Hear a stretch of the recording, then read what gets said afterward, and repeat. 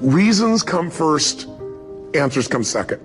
If you get a compelling vision and you got strong enough reasons that will push you through the tough times, you're going to do things other people don't do. Instead of collapsing, even if you get off target, you won't go, oh, I blew it. You'll get right back on target, make the change, make things happen. First step, vision that's compelling. Second step, make sure that there's strong enough reasons to follow through. Third step, you got to review it and feel it every day. I mean, anything. Have you ever had this happen in your life? Has there been anything in your life that you've ever wanted so badly? You were so desirous of it. You had such a hunger for it that you couldn't stop thinking about it. Could have been a career move. Could have been when you were a kid, a car. It could have been a relationship. It could have been anything, but you were obsessed. You wanted to make this happen. You wanted to attract this to your life. You just wanted something. And you didn't even know how to get it. But it was so compelling to you. You kept thinking about it every day, envisioning it, imagining it, feeling it. And then stuff happened. And suddenly you started to attract people or situations to your life, and it just came together. Like, you didn't even have a total plan. It was just that it was so a part of your focus with so much intensity and emotion so often that it sensitized you to notice anything that could get you there. There's a part of your brain called the reticular activating system. For short, we call it the RAS. That part of your brain determines what you notice in the world. And it's really important because when you set a goal, when you get really clear on a vision, and there's strong enough reasons, and you review it enough, and it becomes a part of you, that part of your brain says, anything that relates to this, I need to notice. It's like, did you ever buy a certain kind of car, or maybe a certain outfit, and suddenly you see that car everywhere, or those outfits everywhere? Well, you know, the cars were always around, but why do you see it now? Because your RAS knows this is important. This is part of my world now.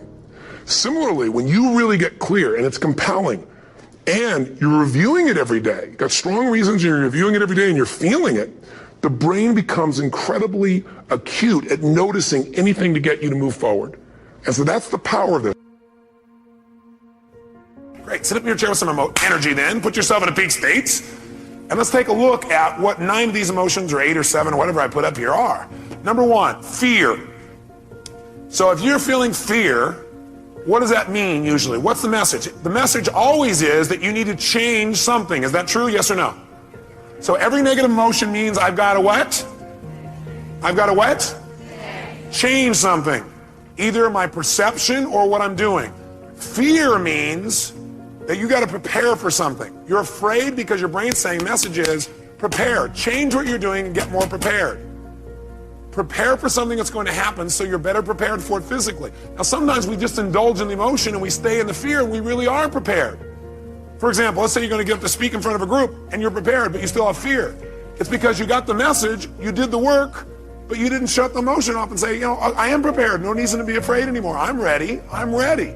You never told your brain, it's okay. You don't have to give me the message anymore. I've done my work. Okay? So it's saying you need to prepare for something. Maybe it's a physical challenge. Maybe it's preparing for some loss that may be coming up. Something that's about to come up, you need to be prepared for it. Okay, just get prepared. But once you get prepared, get off it. Let your brain know, okay, I am prepared.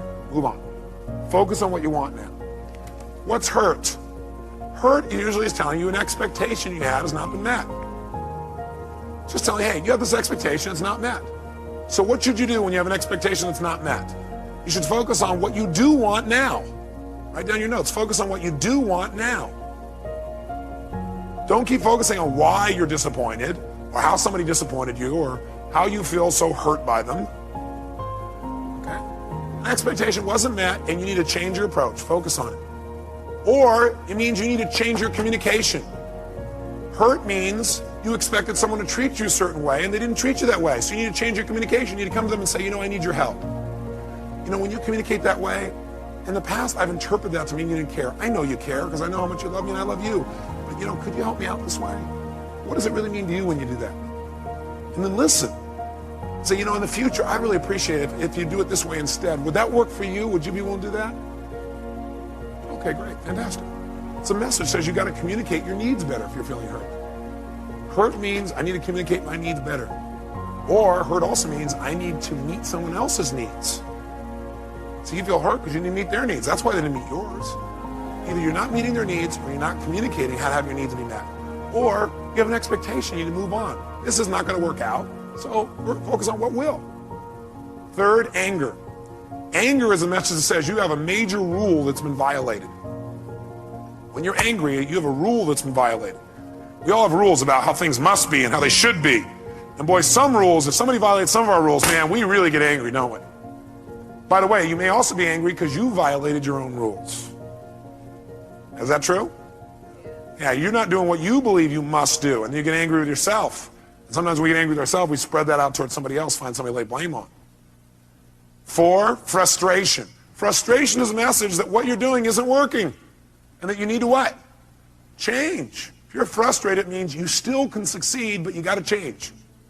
If you're frustrated, it says, God, something's here and you know you could succeed, and you're frustrated because what you're doing isn't working. Change and you can still get what you want. Flex.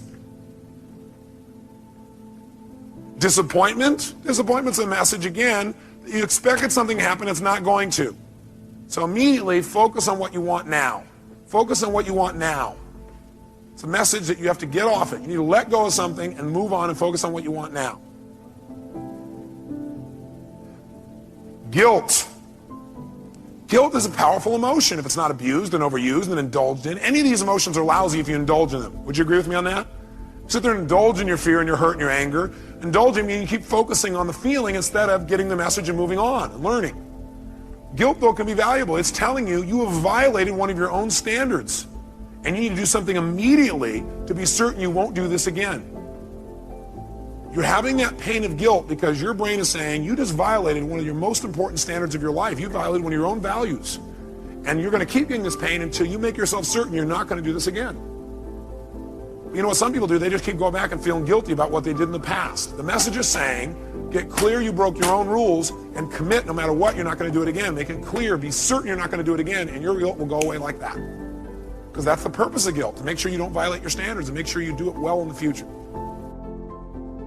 Success, by the way, is not some overnight event. It's all these little things. Success is having a vision. Success is making it compelling. Success is really seeing it and feeling it every day with strong enough reasons. Success is feeling the sense that I'm here to grow and I'm here to give something to the world more than just myself.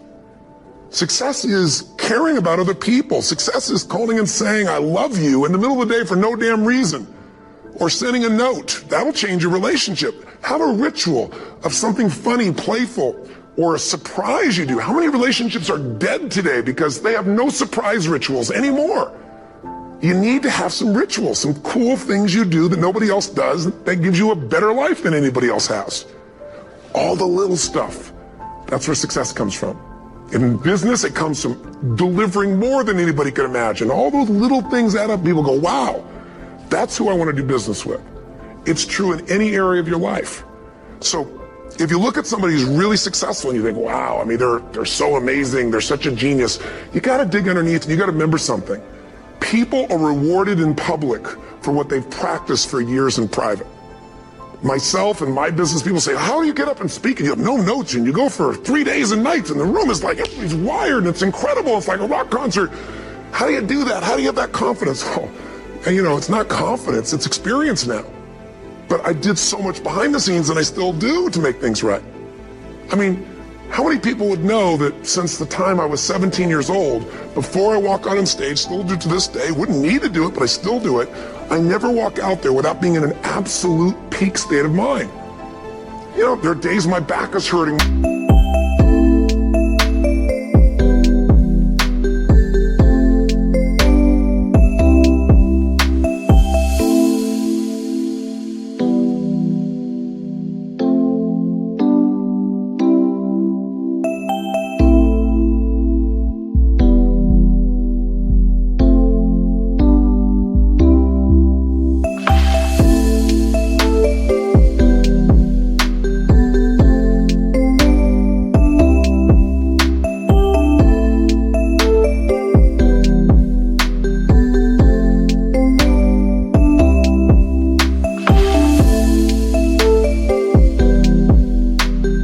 My throat was hurting, or I may have had a challenge, or my father passed away, and I've still got to deliver for these people because my standard is give my all every time. Every event has to be better. Talk to anybody who's been to our events for 5, 10 years, some of our trainers, and I'll say, I don't know how he does it. He always finds a way to make it better. That's not an ego thing. That's a standard in me. I have to find the way. And my ritual, though, is I prepare, I think, I gather new information, I figure out how to put something across better. What do people need? I spend time with our customers. I see what's going on. And before I get on stage each time, I have this little ritual. You have to want to work. You never get better if you're not willing to put in the time. Most people think, well, I'll be successful if something happens. I'll be successful if I win the lottery ticket. Look, you're not going to be successful if you don't demand it, if you literally don't stake a claim to it, say, this is mine, it's important, you're not going to have it. People, why can't you be satisfied? Why do you always got to get things so perfect? Why do you spend so much time here? When you're obsessed, people think you're nuts. High performers are obsessed about the topic in which they're trying to learn, master, grow into. And if no one thinks you're crazy, you're not yet operating to the outer limits of your potential. You're not there yet. Because somebody in your life should say, you really care about this in a crazy way. And when you get there, you know you found your thing. Most of y'all where y'all are because you never take ownership. It's always somebody else's problem. It's always somebody else's fault why you didn't do what you were supposed to do. It's not their fault. Take ownership. Take the parts that belong to you. Why? Because I'm the one that's messing up opportunities. I'm the one that keeps repeating my past. And you need to free yourself up and start doing something new. But you can't do new until you get rid of that old. Now, we've got it down to 5 and 2. And maybe that's not too dangerous. I don't know. If God would have thought of 5 and 2, he might have made it 5 and 2. I don't know. You can't think of everything. But here's what it does mean. Enterprise is better than ease. If you rest too long, the jungle overtakes the village. Now here's the good news about the war between good and evil. Evil is no match for good, but good must be active. Weeds are no match for human activity, but if you stand still, how far in will they come? All the way.